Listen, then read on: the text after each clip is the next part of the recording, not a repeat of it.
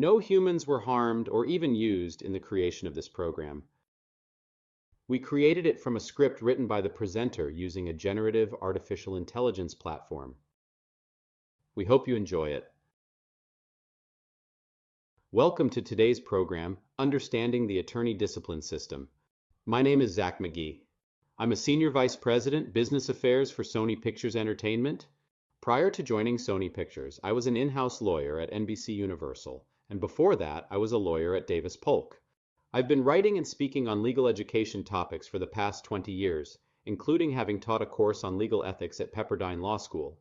As you might expect, I am speaking today solely on behalf of myself, and my views don't reflect those of my current or any former employers or institutions with which I've been affiliated. Our topic today is the attorney discipline system, by which I mean to refer to the process that begins after an attorney has been accused of having committed one or more violations of the legal ethics rules. This program is a fitting addition to our legal ethics series of programs, where we have been discussing a lawyer's ethical obligations in the context of various situations that can arise in your legal practice, such as preparing a witness to testify or practicing law remotely in a state where you are not a member of the bar. My goal in those programs has been to give you the guidance you need to always help you stay on the right side, and never on the wrong side, of the line between ethical and unethical conduct. But what happens when a lawyer is accused of having crossed that line? That is the subject we are going to take up today to show you how that process works, with the help of an actual case that was recently decided in California involving a real attorney, real findings of misconduct, and real sanctions imposed. In part 2 of this program, we'll recap our discussion of the attorney discipline process before diving into more real-world cases to provide additional insights for attorneys seeking to understand fully how this important process works, including some of its more nuanced features.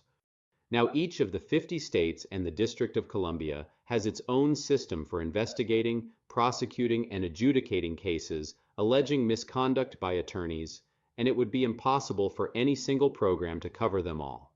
Nor would it be useful because most lawyers are licensed in only one state, or perhaps 2 or 3 states at the most, and it would be the attorney discipline systems of that state or states that would govern your conduct, and the rest likely would not be relevant to you. That said, if you study any one of these systems, and today we will use the California State Bar's system as our model because I am a member of the California Bar, as I expect many of our viewers are as well, you will find that the process, procedures, and principles that are at work will be quite similar to those that you would find if you were to investigate the attorney discipline system in your home state. In that sense, spending some time today learning about the attorney discipline system in California will benefit lawyers nationwide because it will give you a sense of what you can expect in the unhappy and hopefully unlikely event that you have to respond to an attorney misconduct complaint having been made against you.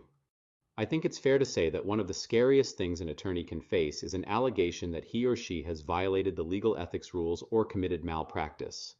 One thing you should recognize is that it's not only incompetent, lazy, or dodgy lawyers who find themselves to be the subject of misconduct complaints. On the contrary, even the best lawyers can face these allegations, which is why it is very important for all lawyers to understand how the attorney discipline system works. Rest assured that the system includes various safeguards to ensure that attorneys who are accused of misconduct are afforded due process in terms of being able to understand the allegations against them, to defend themselves against those claims, and to have any decision reviewed by a court, including a right of appeal usually to the state's highest court. On the flip side, though, it is very easy for anyone to file a misconduct complaint against a lawyer. Literally all someone needs to do is fill out a form online on the State Bar website to initiate a complaint and kick off the attorney discipline process. Of course, that is where the attorney disciplinary process begins, with a complaint having been made against an attorney that makes its way to the State Bar of that state. What are some of the common sources of complaints against lawyers? At the outset, it's important to recognize that anyone can make a complaint against a lawyer. There is no requirement that the complaint be made by a current or former client or any other particular person. In that sense, there is no standing requirement for making a complaint against a lawyer. Nor does the person making the complaint have to show that they have been harmed by the attorney's alleged misconduct. While clients are the most common source of complaints, complaints frequently are made to the state bar by opposing counsel, judges, court officers, regulatory agencies, and insurance companies. But they can come from anyone, literally anyone. As I alluded to before, a complaint form, available in 6 languages, can be completed and submitted directly on the California State Bar's website or by mail. As noted on the website, anyone can file a complaint and the process is free. The complaint form requests information about the person submitting the complaint, the complaining witness, about the attorney being complained about, the respondent, and about the actions or omissions by the attorney that may warrant disciplinary action. During California's 2023 fiscal year, 13,636 complaints were filed against attorneys in California, a 7% increase compared with the prior year. Once a complaint is received, it is referred to an arm of the State Bar for investigation, and in California, the investigation is handled by the Office of Chief Trial Counsel, or OCTC, which is the same body that will file formal charges against the attorney if the OCTC believes charges are warranted following its investigation. Once a complaint is filed, the OCTC undertakes a preliminary review to determine if the complaint warrants an investigation. As part of this initial review, the State Bar may contact the respondent to advise him or her that a complaint has been filed. This initial review may take 2 to 3 weeks or longer to complete. This is the first point at which a complaint has the opportunity to be resolved informally, either by the OCTC determining that the complaint does not indicate misconduct, in which case the OCTC will notify the claimant of that determination with a right to seek further review of that finding, or in limited situations where misconduct is found, by directing the attorney to take certain actions to resolve the matter without investigation. In either of those cases, the complaint is resolved without further proceedings and with no finding of misconduct on the part of the attorney. The matter also would remain confidential, and there would be no public record of any proceeding involving the attorney. Obviously, this is the best possible outcome for an attorney against whom a misconduct complaint has been filed, and in terms of the raw numbers, it is by far the most likely outcome. Of the 13,636 complaints that were filed against California attorneys in 2023, 11,148 were closed by OCTC with no action, which means that they were closed because the OCTC found that the attorney did not commit misconduct. While you can take some comfort in the fact that approximately 80% of all complaints against attorneys are dismissed because they did not indicate misconduct, your odds would not nearly be as good if the complaint involves a clear violation of one or more legal ethics rules or statutes governing lawyers and/or allegations of substantial harm to a client. Put another way, the State Bar is not going to go out of its way to dismiss complaints of attorney misconduct, so in most cases where there is smoke, you can be sure that State Bar officials will also find that there is fire and move the complaint to the next stage.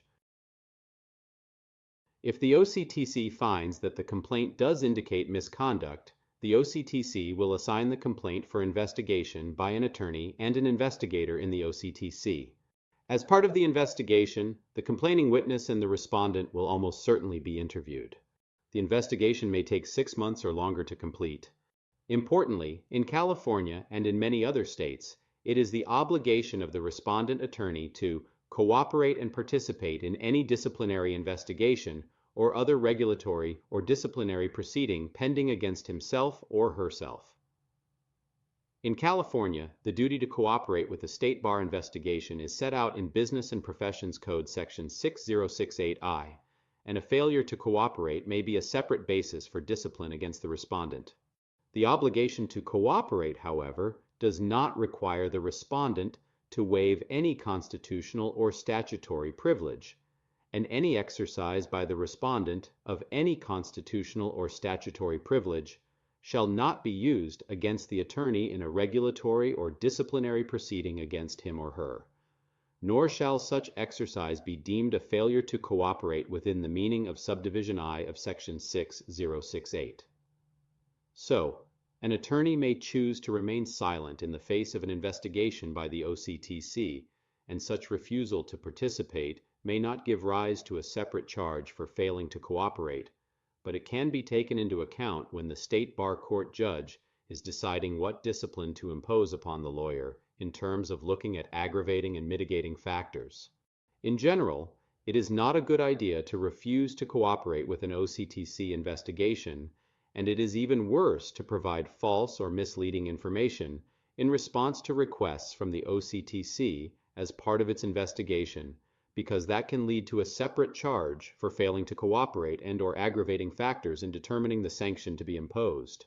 If the OCTC investigation does not confirm that misconduct has occurred, the OCTC will close the complaint and notify both the claimant and the attorney that the matter is ended. If, on the other hand, the investigation confirms that misconduct has occurred, the OCTC will send a notice to the respondent of its intent to file charges and may try to settle the case. Prior to filing disciplinary charges, the State Bar will notify the respondent in writing of the right to request a confidential early neutral evaluation conference. If such a conference is requested, a State Bar court hearing judge will give the parties an oral evaluation of the facts and charges and the potential for imposing discipline. Such conferences are to be held within 15 days of being requested. If the case does settle, it will be submitted to the State Bar Court to review and approve the settlement terms. If the settlement includes suspension or disbarment, such settlement terms must be reviewed and approved by the California Supreme Court. Any public discipline is posted on the State Bar's website, both on the web page of the State Bar Court and on the profile page, provided for every licensed California lawyer, for the disciplined respondent. To give you a sense of the frequency with which cases are settled, in 2023, a total of 1,232 complaints against attorneys in California were resolved at this stage and prior to the filing of any charges in State Bar Court. Unless and until formal charges are filed in State Bar Court against the respondent, all disciplinary investigations are confidential and may not be disclosed pursuant to any state law, including the California Public Records Act. In rare cases and when warranted for protection of the public, however, the State Bar may, after private notice to the respondent, waive confidentiality and make certain information public, confirming the fact of an investigation or proceeding. If the case is settled at this stage between the OCTC and the attorney, as noted, the California State Bar Court will review the settlement agreement, which describes the discipline to be imposed, and if the discipline includes suspension or disbarment of the attorney, the agreement must be reviewed and approved by the California Supreme Court. It is important to note that these settlements are not get-out-of-jail-free cards for the accused lawyers because, in the most serious cases, they still can involve suspension or disbarment. What a lawyer does get by agreeing to a settlement is that he or she avoids a disciplinary proceeding in State Bar Court, which would be a matter of public record that the press, consumers, and other lawyers could follow, so continued confidentiality is a significant benefit. If the case is not settled, the OCTC will file charges against the attorney in the State Bar Court, which will make the case public. The charging document, as well as the attorney's response, will be posted on the State Bar's website, and a notice of disciplinary charges will be posted on the respondent's profile page on the State Bar's website. State Bar Court proceedings generally are public, other than settlement conferences, judicial deliberations, and portions of the record determined by the court to be confidential. In 2023, a total of 411 cases were filed in State Bar Court in California. Neither settlement with a complaining witness in a civil suit, for example for attorney malpractice, nor dismissal of a criminal case against the respondent will prevent the State Bar from investigating and prosecuting disciplinary matters. In addition, if a respondent resigns as an attorney with disciplinary charges pending, such fact will be made public, and any perpetuated evidence and stipulation as to facts and conclusions of law will be made available for public inspection. The State Bar Court will schedule proceedings, including a trial on the charges against the attorney to be held before a State Bar Court judge. Being tried in State Bar Court is not the same as being tried in a criminal proceeding, and certain procedural safeguards applicable in a criminal trial are not present in a State Bar Court trial. For example, a respondent does not have the right to a trial by a jury, nor to appointed counsel if they cannot afford one. Also, the burden of proof in State Bar Court is clear and convincing evidence, not beyond a reasonable doubt, and there is no statute of limitations in attorney disciplinary proceedings. Further, state bar disciplinary proceedings are governed exclusively by the rules of procedure of the state bar, and the provisions of the California Code of Civil Procedure do not apply unless expressly incorporated into the rules of procedure by reference. That said, however, in accordance with Business and Professions Code Section 6085, an attorney respondent must be given fair, adequate, and reasonable notice of the charges and a fair, adequate, and reasonable opportunity and right to, among other things, defend against the charges, be represented by counsel, introduce evidence, examine and cross-examine witnesses, and issue subpoenas to compel attendance and testimony of witnesses and for production of books and papers. If, after trial, the state bar court judge determines that the respondent should not be disciplined, the case will be closed with no discipline imposed. In 2023, only 2 cases were closed by the state bar court with no disciplinary action taken. If, on the other hand, the state bar court judge determines that the attorney should be suspended or disbarred, the decision must be reviewed and approved by the California Supreme Court. The state bar court can order less severe forms of discipline. Whether the state bar court determines after trial that the attorney should not be disciplined or should be disciplined, either the attorney or the OCTC can request a review of that decision with the state bar court and, if necessary, the California Supreme Court. If the state bar court judge imposes discipline, formal discipline could take various forms, including disbarment, probation with actual suspension, probation with stayed suspension, public reproval, and private reproval. In 2023, such discipline was imposed against 76, 91, 31, 27, and 18 attorneys, respectively. To make sure we are clear on what these sanctions entail, let's go through each of them briefly. Disbarment terminates the individual's status as a lawyer. Suspension is the removal of a lawyer from the practice of law for a specified minimum period of time, and in California, probation can include actual suspension or stayed suspension, which suspension in the latter case can become actual if the lawyer fails to comply with whatever conditions are imposed as part of staying that suspension. Public reproval, which is also known as a reprimand, censure, or public censure, is a form of public discipline which declares the conduct of the lawyer improper, but does not limit the lawyer's right to practice.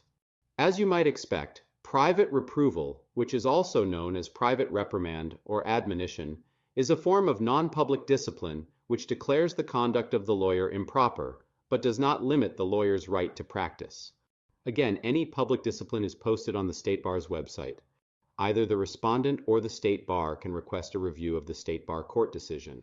The initial review is to the Review Department of the State Bar Court.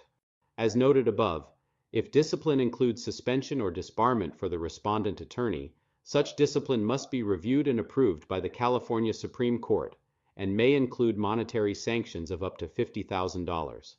Most of these cases sent to the Supreme Court are summarily affirmed. In relatively rare instances, the California Supreme Court may grant review and issue an opinion that includes a substantive review of the matter and affirmance or reversal of the decision below. With that summary of the process that follows the filing of a misconduct complaint against a lawyer, let's drill down on a couple of important aspects of the attorney discipline system before we take up our example to illustrate how this process works in the context of a recent case where a California attorney was disciplined. First of all, and sticking with California as our model for how the system works, it is the rules of professional conduct adopted by the California State Bar and approved by the California Supreme Court that are intended to regulate the professional conduct of attorneys and establish the standards for purposes of attorney discipline. As a result, the failure to comply with any of the rules of professional conduct is a basis for discipline, but the rules are not the only possible basis upon which a lawyer may be disciplined.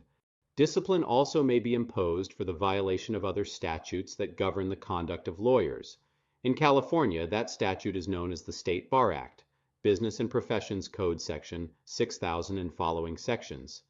Second, lawyers also may be disciplined for violations of court orders, oaths, and other duties of an attorney, as well as for conviction of a crime involving moral turpitude.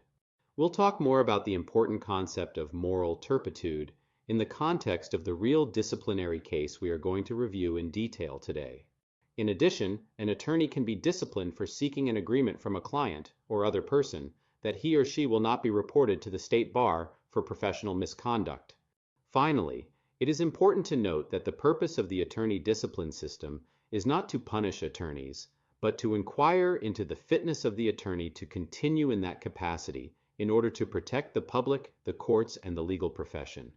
Without further ado, let's take up the real case of an attorney who recently was disciplined in California to help us see how the process we have been describing in detail works in practice. While the name of the attorney in this case is public, we are going to refer to him by his first name and the first letter of his last name, Attorney Edward S. In addition, to the extent that we are going to dramatize the facts and procedural history of this case to bring it to life, we are basing those facts on the facts as found by the State Bar Court in the opinion it issued after reviewing the case. Similarly, the images, likenesses, and voices of the attorney, OCTC lawyer, and hearing judge you will see in this presentation are not based on any of the actual participants in this case. Rather, they are stock avatars provided by a generative artificial intelligence platform that we are using solely to bring the written opinion in this case to life for purposes of this CLE program. With that introduction, let's launch into our case. Attorney Edward S. was admitted to practice law in California in 2005. In 2021, he was charged with 5 counts of misconduct in 2 client matters. Count 1, moral turpitude, misrepresentation. Count 2, failure to perform with competence. Counts 3 and 4, a failure to inform a client of significant developments. And Count 5, improper withdrawal from employment. I am a hearing judge who held a trial on the charges against Attorney Edward S. in December 2021, and shortly thereafter, I issued my findings. I found Attorney Edward S. culpable on 3 of the 5 counts, but I found him not culpable on the 2 counts for failure to inform the client of significant developments. I recommended that Attorney Edward S. be actually suspended for 4 to 5 days. I accepted the hearing judge's findings and recommendations. I am a lawyer in the Office of Chief Trial Counsel of the State Bar who brought the charges against Attorney Edward S. After the trial, I appealed the hearing judge's finding, arguing that the record supports culpability on all 5 counts and that an actual suspension of 6 months is required.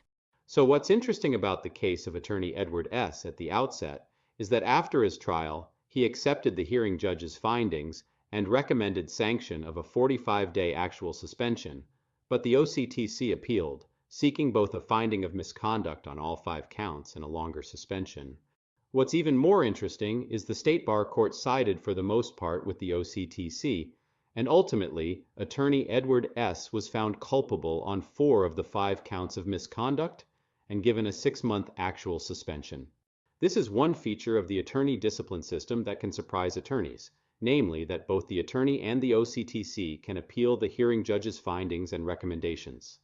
As a result, the sanctions imposed can be increased by the State Bar Court following that appeal, even if, as in this case, the attorney was willing to accept the findings and the sanction recommended by the hearing judge. What are the facts that underlie the misconduct findings against Attorney Edward S.?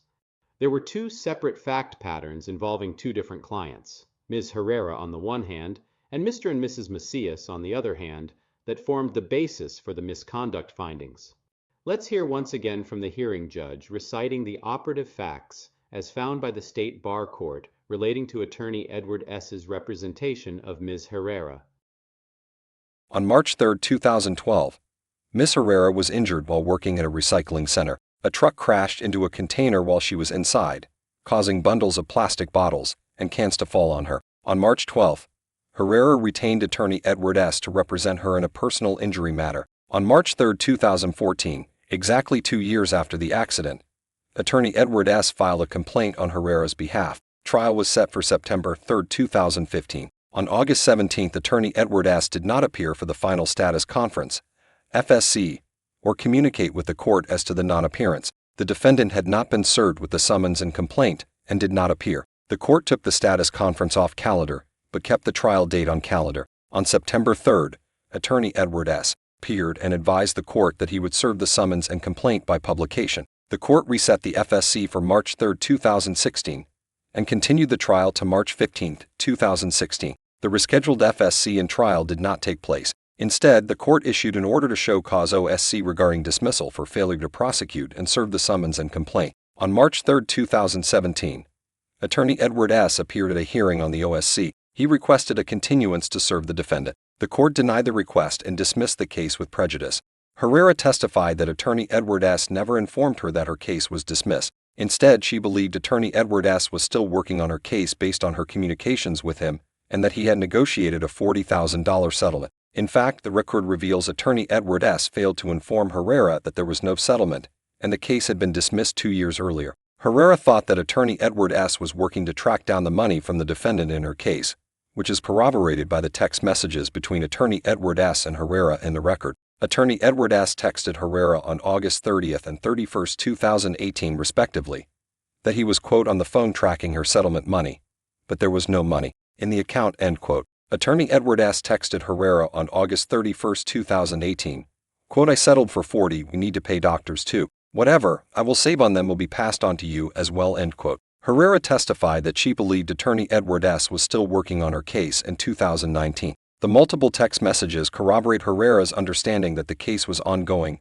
and that Attorney Edward S. was still doing work for her, not that it had been dismissed. The text messages are documentary evidence that Herrera was not aware her case was dismissed, which corresponds to her testimony. The record supports Herrera's version of events, that she was unaware that her case was dismissed, and she believed Attorney Edward S. was still working on it. Therefore, we find that Herrera did not know her case was dismissed. The Herrera matter formed the basis of the first 3 of the 5 counts of misconduct against Attorney Edward S., which were moral turpitude, misrepresentation, failure to perform with competence, and failure to inform the client of significant developments. Let's see how the State Bar Court resolved those counts against Attorney Edward S.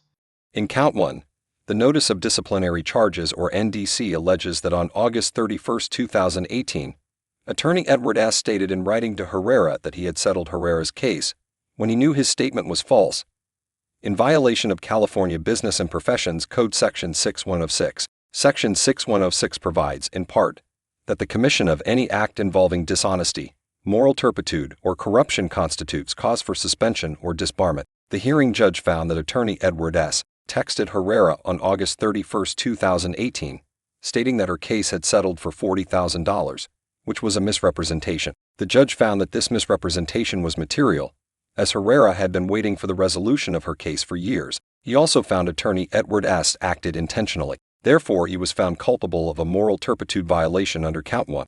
The OCTC does not seek review of this count. I also accepted the judge's finding.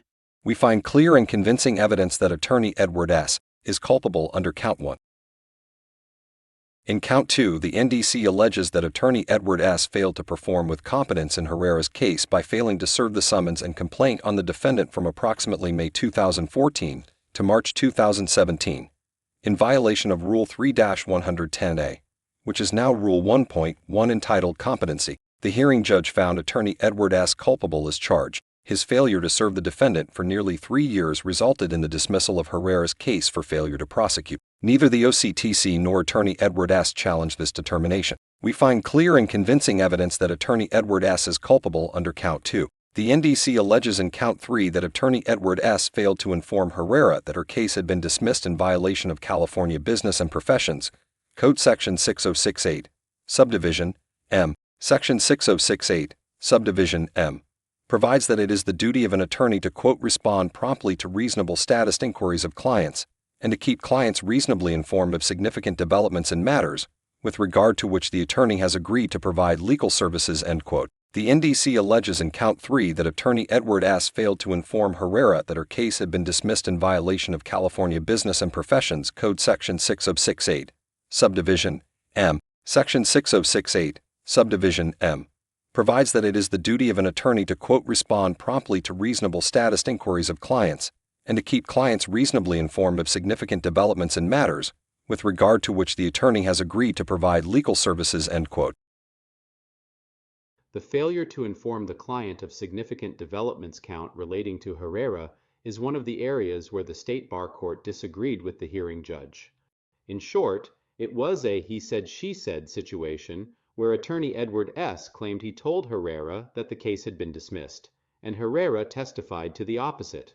At the end of the day, the State Bar Court credited Herrera's testimony in part because it was corroborated by various text messages and found that attorney Edward S. was liable on count 3 for failing to inform Herrera as required by Section 6068. Here is what the State Bar Court wrote in its opinion on that point, quote, "Accordingly, we find clear and convincing documentary and testimonial evidence that attorney Edward S. failed to keep Herrera informed of significant developments in her case, including the dismissal, and find culpability under count 3. However, we do not assign additional disciplinary weight because attorney Edward S.'s misconduct underlying count 3 is factually the same as that underlying count 1. He was dishonest about the settlement and lied to Herrera about the status of her case. Therefore, we treat the two violations as a single offense involving moral turpitude," end quote. Let's pause here to see what lessons we can learn about the attorney disciplinary system from the State Bar Court's findings in the case against attorney Edward S. relating to his representation of Ms. Herrera. First, attorney Edward S.'s conduct in the Herrera case was egregious, and there can be little question that he violated the legal ethics rules and statutes cited above. In that sense, this was not a close case, but I should point out that the standard of proof in attorney discipline cases is clear and convincing evidence and not proof beyond a reasonable doubt that you would have in criminal cases, although it is higher than the preponderance of the evidence standard that applies in most civil cases. You can imagine other cases where proof by clear and convincing evidence could result in a finding of misconduct against an attorney that would not have been proved if the standard were beyond a reasonable doubt, so you should keep that in mind. Next, count 1 against attorney Edward S. is moral turpitude, misrepresentation, in violation of California Business and Professions Code, Section 6106, that provides in part that the commission of any act involving dishonesty, moral turpitude, or corruption constitutes cause for suspension or disbarment. The charge in count 1 is committing an act, in this case attorney Edward S. knowingly misrepresenting to Herrera that he had settled her case for $40,000, involving moral turpitude. So what is moral turpitude? That is a topic that could fill an entire CLE program, so we need to limit our discussion to what moral turpitude means in the context of the attorney discipline system.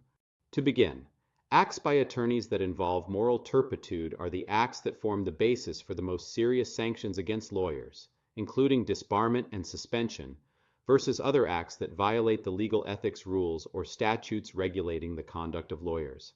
We just saw this with California Business and Professions Code, Section 6106, that provides that the commission of any act involving dishonesty, moral turpitude, or corruption constitutes cause for suspension or disbarment, which are the most serious sanctions for attorneys. California has another statute, Business and Professions Code, Section 6101A, that provides that conviction of a felony or misdemeanor involving moral turpitude constitutes a cause for disbarment or suspension. So, an attorney who is convicted of a felony or a misdemeanor involving moral turpitude likewise can face the most serious sanctions of disbarment or suspension. Moral turpitude isn't defined by any of these statutes, but rather, the concept has been fleshed out by the courts, primarily in the context of criminal cases, but also in attorney discipline cases, like the one we are reviewing here. To put some meat on the bone, it is generally understood that crimes of moral turpitude refer to crimes involving dishonesty, vile or depraved conduct shocking to a reasonable person. Such crimes also have been described as offenses that gravely violate societal norms and ethical standards, actions considered inherently immoral or deceitful. The term encompasses many criminal activities that reflect poorly on a person's character and integrity. Crimes that have been held to involve moral turpitude include offenses involving theft or an intent to defraud, as well as severe crimes like murder and domestic violence. While none of this provides a clear definition or an exhaustive list of crimes or acts that involve moral turpitude, I think this description gives you enough of a sense of what we are talking about that will suffice for today's presentation. With regard to attorney Edward S., there was little question that his knowingly false material misrepresentations to Ms. Herrera that he had settled her case for $40,000 when in fact her case had been dismissed with prejudice was an act involving moral turpitude, in that it was dishonest, deceitful, and reflected poorly on Attorney Edward S.'s character and integrity. Let's return to the hearing judge to tell us the operative facts as found by the State Bar Court relating to Attorney Edward S.'s representation of Mr. and Mrs. Macias. On March 1, 2013, Mr. and Mrs. Macias were rear-ended in their vehicle by a Los Angeles County Metro bus. The Maciases were injured and hired attorney Edward S. shortly after the accident to represent them in a personal injury matter. In March 2013, attorney Edward S. sent Metro a claim for damages on behalf of his clients, which was rejected. The rejection was served on attorney Edward S. On February 26, 2015, attorney Edward S. filed a complaint against Metro. On November 2, 2016, Metro demurred to the complaint on the ground that the complaint was untimely under Government Code Section 945.6 and therefore did not state facts sufficient to constitute a cause of action. Attorney Edward S. did not file an opposition to the demurrer or an amended complaint. On December 16, 2016, attorney Edward S. appeared in court for a hearing on the demurrer. The Maciases were also present in court and were aware that the court had made the tentative ruling to dismiss their case. After oral argument, the court adopted its tentative ruling and sustained the demurrer without leave to amend. After the case was dismissed in December 2016, attorney Edward S. did not take any other action on the Maciases case and did not tell them that he had stopped working on it. The Maciases believed their case was still viable and that attorney Edward S. was working on setting aside the dismissal. The Maciases messaged attorney Edward S. asking about their case. In January 2018, attorney Edward S. texted Mrs. Macias that he was working on setting the dismissal aside and that he was working on fixing it. Subsequently, the Maciases met attorney Edward S. at his office where he admitted that they could no longer sue Metro. He told them that he had made mistakes in their case and they could pursue legal action against him and his insurance. The Macias matter formed the basis of the 4th and 5th counts of misconduct against attorney Edward S., which were failure to inform the client of significant developments and improper withdrawal from employment. Let's see how the State Bar Court resolved those counts against attorney Edward S. In Count 4, the NDC alleges that attorney Edward S. failed to inform the Macias, says that the court sustained the defendant's November 2, 2016 demurrer in their case. In violation of Section 6068, Subdivision M, the Maciases testified that they were present at the hearing on the demurrer and heard attorney Edward S.'s argument and the court's ruling on the matter. They also stated they spoke with attorney Edward S. about the court's dismissal. Therefore, I found that OCTC failed to establish by clear and convincing evidence that attorney Edward S. violated Section 6068, Subdivision M, as alleged in Count 4 and dismissed the count with prejudice.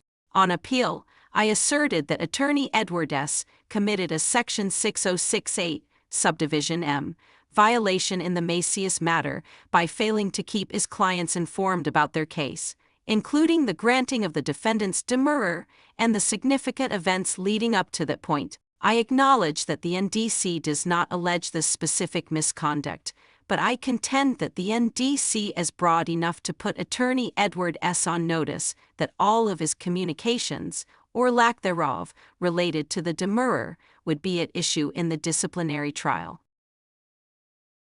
On appeal, the State Bar Court sided with attorney Edward S., holding that the degree of specificity required in the NDC does not necessitate lengthy detailed pleading. Rather, the NDC must 1. Cite the statutes or rules an attorney allegedly violated, 2.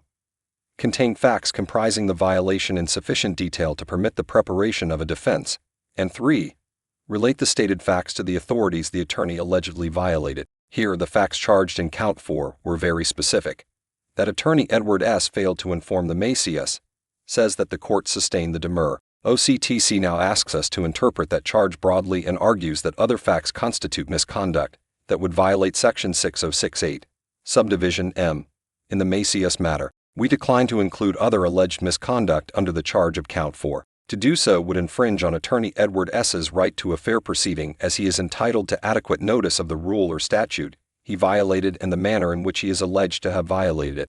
We reject OCTC's argument that attorney Edward S. received notice that his overall communication with the Maciases was being charged. OCTC's after-the-fact allegations are much broader than what was charged in the NDC, and even what was stated in OCTC's pretrial statement. Further, OC did not amend the NDC to conform to proof at trial. If the NDC does not match the subsequent proof at the hearing, The NDC may be amended to conform to proof, and the respondent must have a chance to respond. Because the NDC was narrowly drafted and was not amended to conform to proof, we will not consider OCTC's allegations on review that Attorney Edward S. failed to communicate in other instances in the McGee matter. The McGee were in court with Attorney Edward S. when their case was dismissed. They heard and understood the judge's ruling. Therefore, no violation of Section 6068, Subdivision M, occurred as alleged in Count 4. We affirm the hearing judge's dismissal of Count 4 with prejudice. Turning now to Count 5, it alleges that Attorney Edward S. failed to take any action on the McGee behalf after the December 16, 2016 hearing, and therefore, constructively terminated his employment. The NDC charges that Attorney Edward S. failed to inform the McGee that he was withdrawing from employment and did not take reasonable steps to avoid foreseeable prejudice to them, in violation of Rule 3-702, now ABA Model Rule 1.16. Rule 3-702 provides that an attorney shall not withdraw from employment until the attorney has taken reasonable steps to avoid reasonably foreseeable prejudice to the rights of the client, including giving due notice to the client, allowing time for employment of other counsel, complying with Rule 3-700D, and complying with applicable laws and rules. The hearing judge found that after the December 16, 2016 hearing where the court dismissed the case, Attorney Edward S. did not take any action on the McGee case and did not tell them that he had stopped working on the matter. Instead, more than a year after the court hearing, Attorney Edward S. informed Mrs. McGee that he was working on setting aside the dismissal. The judge found that Attorney Edward S.'s failure to take any action resulted in a constructive termination of the employment. Because Attorney Edward S. failed to give notice to the McGee that he was no longer working on the case, the judge determined that Attorney Edward S. was culpable of violating Rule 3-702. We agree. Neither party challenged this determination. Attorney Edward S. had a duty to truthfully inform his clients about the status of their case. Instead, he stopped working for them and later led them to believe that the case was not over, and he was working on setting aside the dismissal. Therefore, we find clear and convincing evidence that Attorney Edward S. is culpable under Count 5 and affirm the judge's culpability determination. After the State Bar Court determined that Attorney Edward S. was culpable on 4 counts of misconduct, the next task was to assess whether the OCTC had established any aggravating circumstances and whether Attorney Edward S. had established any mitigating circumstances. In each case, the burden of proof is the same as for the underlying charges, which is proof by clear and convincing evidence. In California, like in many states, the State Bar Court is following a set of standards for professional misconduct. In California, they are known as the Standards for Attorney Sanctions for Professional Misconduct, that specify the types of things that can be considered in terms of aggravating and mitigating circumstances, which in turn are based on the standards for imposing lawyer sanctions promulgated by the ABA. In California, the list of aggravating and mitigating circumstances available to be considered if proven are A. A prior record of discipline, B. Multiple acts of wrongdoing, C. A pattern of misconduct, D. Intentional misconduct, bad faith or dishonesty, E. Misrepresentation, F. Concealment, G. Overreaching, H. Uncharged violations of the Business and Professions Code or the rules of professional conduct, I. Refusal or inability to account for entrusted funds or property, J. Significant harm to the client, the public, or the administration of justice, K. Indifference toward rectification or atonement for the consequences of the misconduct, L. Lack of candor and cooperation to the victims of the misconduct or to the State Bar during disciplinary investigations or proceedings, M. Failure to make restitution, or N. High level of vulnerability of the victim. With regard to mitigating circumstances, the possibilities are A. Absence of any prior record of discipline over many years of practice coupled with present misconduct, which is not likely to recur. B. Good faith belief that is honestly held and objectively reasonable. C. Lack of harm to the client, the public, or the administration of justice. D. Extreme emotional difficulties or physical or mental disabilities suffered by the lawyer at the time of the misconduct and established by expert testimony as directly responsible for the misconduct, provided that such difficulties or disabilities were not the product of any illegal conduct by the lawyer, such as illegal drug or substance abuse, and the lawyer established by clear and convincing evidence that the difficulties or disabilities no longer pose a risk that the lawyer will commit misconduct. E. Spontaneous candor and cooperation displayed to the victims of the misconduct or to the state bar. F. Extraordinary good character attested to by a wide range of references in the legal and general communities who are aware of the full extent of the misconduct. G. Prompt objective steps demonstrating spontaneous remorse and recognition of the wrongdoing and timely atonement. H. Remoteness in time of the misconduct and subsequent rehabilitation. I. Excessive delay by the state bar in conducting disciplinary proceedings causing prejudice to the lawyer. Or J. Restitution was made without the threat or force of administrative, disciplinary, civil, or criminal proceedings. Clearly, there are many factors listed here, and we don't have time to go through each of them. So let's focus instead on the aggravating and mitigating factors that were alleged in Attorney Edward S.'s case. Let's hear first from the OCTC lawyer who alleged 2 aggravating circumstances.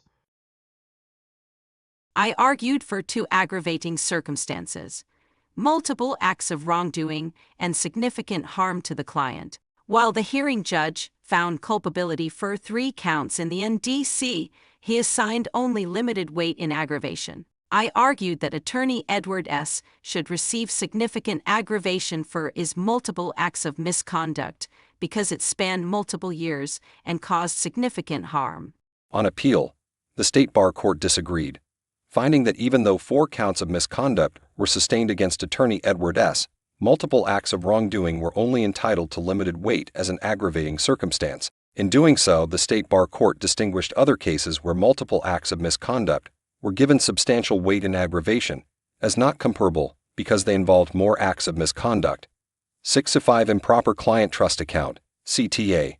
Withdrawals in one case, 24 counts of misconduct in another, and 168 improper CTAs withdrawals in still another. The State Bar Court also found that it would not be appropriate to consider significant harm in assigning the level of aggravation for multiple acts of misconduct, because doing so would double count harm in evaluating standards 1.5b and 1.5j. Accordingly, the State Bar Court rejected the OCTC's arguments and instead find that Attorney Edward S.'s 3 ethical violations are entitled to limited weight in aggravation. With regard to significant harm to the client as a second aggravating factor, the hearing judge assigned significant weight in aggravation for the harm Attorney Edward S. caused Ms. Herrera and Mr. and Mrs. Macias. I didn't challenge this finding. Neither did the OCTC.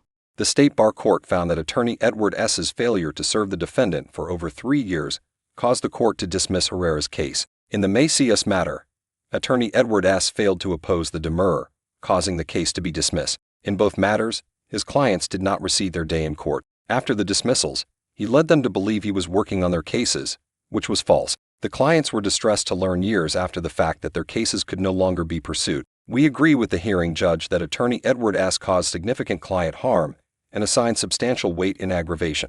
So the State Bar Court found 2 aggravating circumstances, multiple acts of wrongdoing and significant harm to the client, to which the court assigned limited and substantial weight in aggravation, respectively. Let's hear now from Attorney Edward S., who sought to establish 5 circumstances in mitigation. I argued for 5 mitigating circumstances: no prior record of discipline, cooperation, extraordinary good character, extreme emotional difficulties in pro bono work. Ultimately, the State Bar Court sustained all 5 of these mitigating circumstances but assigned each of them only limited weight in determining my sanction. With regard to no prior record of discipline, I argued that Attorney Edward S. is not entitled to any mitigation under Standard 1.6a because he was only practicing for 7 years, and he did not show that his misconduct was aberrational.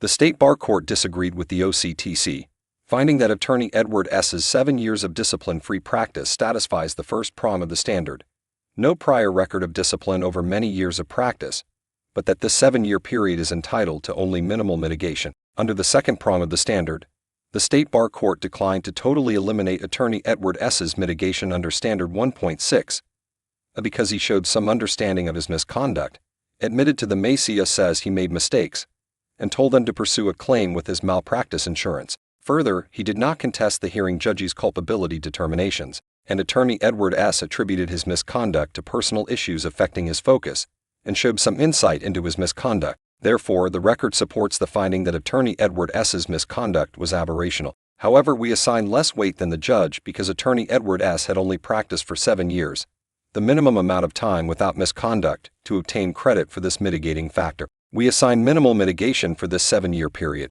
With regard to the second mitigating factor, cooperation, the hearing judge assigned limited mitigation for attorney Edward S. based upon his willingness to stipulate to various facts prior to the trial because the stipulation only related to easily provable facts. Neither party challenged this finding, and it was accepted by the state bar court. In California and in many other states, the state bar court conducts an independent review of the record, and it is not required to defer to the hearing judge with respect to any factual or legal determinations he or she has made. Put another way, the state bar court's review of a hearing judge's finding is de novo. Accordingly, it is important to recognize that the state bar court could have rejected or changed the hearing judge's finding that attorney Edward S. was entitled to only limited mitigation for cooperation, even though neither attorney Edward S. nor the OCTC challenged it, as part of its independent review of the record. Let's hear now from attorney Edward S., who sought to establish his extraordinary good character in mitigation. I presented 4 witnesses who testified at trial and 2 more who submitted character letters on my behalf. They included 3 attorneys, a former client, a friend, and a doctor who had worked with me in my capacity as a registered nurse. My character references had known me for a significant amount of time, between 12 and 29 years, and they spoke positively regarding my character and my abilities as an attorney. After hearing from these witnesses, I applied the legal standard for extraordinary good character mitigation under Standard 1.6F, which provides that an attorney may obtain mitigation for, quote, extraordinary good character attested to by a wide range of references in the legal and general communities, who are aware of the full extent of the misconduct, end quote. Here, none of the witnesses stated that they had read the NDC or discussed the details of the charges with attorney Edward S., because attorney Edward S.'s character witnesses were not aware of the full extent of the misconduct. I assigned limited weight in mitigation. Neither party challenged this finding, and it was accepted by the state bar court.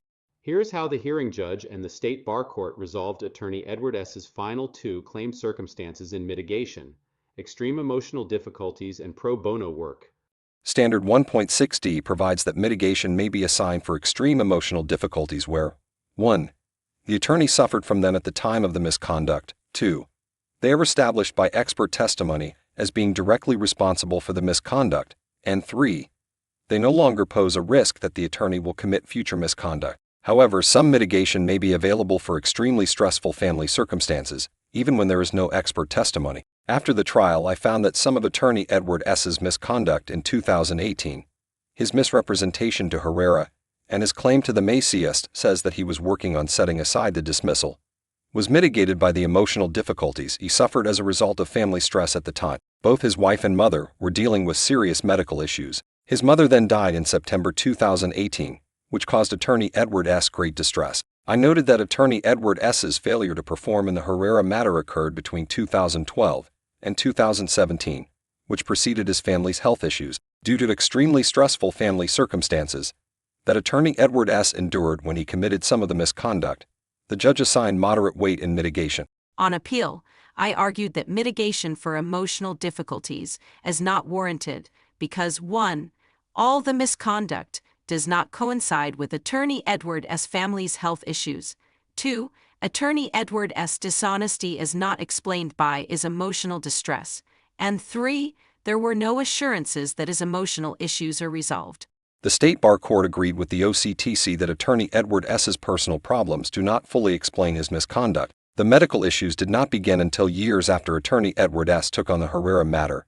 Yet even without these personal problems, attorney Edward S. failed to perform competently, resulting in the dismissal of her case. The state bar court found that the pressure of dealing with his family's medical problems does coincide with some of the misconduct and is worthy of some mitigation, but not moderate weight. Further, attorney Edward S. has not demonstrated that when faced with personal problems in the future, he would handle them differently so as to avoid future misconduct. For these reasons, The State Bar Court assigned minimal mitigation for attorney Edward S.'s emotional difficulties that occurred during some of the time he committed misconduct, and emphasized that this does not mitigate his failure to perform competently in the Herrera matter. With regard to attorney Edward S.'s argument based on his pro bono work, I noted that pro bono work is a mitigating circumstance, and that two character witnesses discussed attorney Edward S.'s pro bono work for a client who had a serious drug problem. Attorney Edward S. worked for several years on the client's various criminal cases and also acted as the client's mentor. The client testified that she has been sober for 2 years and credited attorney Edward S. in that achievement.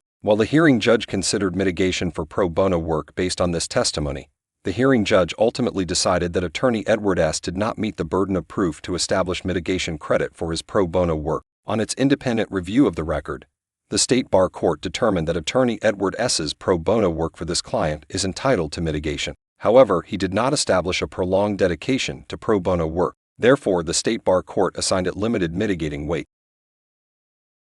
Now that the State Bar Court had determined attorney Edward S.'s culpability, and the presence and weights to be accorded to the various aggravating and mitigating circumstances, it was time for it to turn to the question of what discipline it should impose. The purpose of attorney discipline is not to punish the attorney, but to protect the public, the courts, and the legal profession, to preserve public confidence in the profession, and to maintain high professional standards for attorneys. Our disciplinary analysis begins with the standards. While they are guidelines for discipline and are not mandatory, we give them great weight to promote consistency, and the California Supreme Court has instructed us to follow the standards whenever possible. We also look to comparable case law for guidance. In analyzing the applicable standards, we first determine which standard specifies the most severe sanction for the at-issue misconduct pursuant to Standard 1.7a. The most severe sanction applicable here is under Standard 2.11 and provides for actual suspension or disbarment for an act of moral turpitude. Standard 2.11 provides, quote, the degree of sanction depends on the magnitude of the misconduct, the extent to which the misconduct harmed or misled the victim, which may include the adjudicator, the impact on the administration of justice, if any, and the extent to which the misconduct related to the practice of law, end quote. As the hearing judge, I recommended a 45-day actual suspension. On appeal, I argued that a 6-month actual suspension is warranted due to attorney Edward S.'s serious misconduct. I did not appeal and I asked the State Bar Court to affirm the hearing judge's recommendation. As you can see from the initial description of its task, the State Bar Court is following a set of standards for professional misconduct. As I mentioned, in California, they are known as the Standards for Attorney Sanctions for Professional Misconduct, to determine what sanction to impose on attorney Edward S. Most states have a version of these standards, and most of them are based in large part on the standards for imposing lawyer sanctions promulgated by the ABA.